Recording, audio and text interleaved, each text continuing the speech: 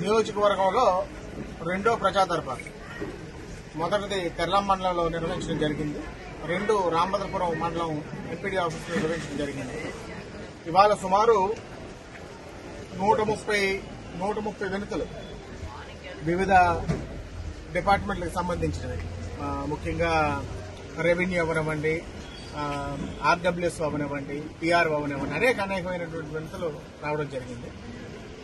అయితే ఏదో ఒక వినతిని చెత్తబొట్లు వేయడం కాకుండా అన్నింటినీ కూడా ఒక వెబ్సైట్ క్రియేట్ చేసి ఆ వెబ్సైట్లో వారం రోజుల్లోపు పొందుపరచడం జరుగుతుంది.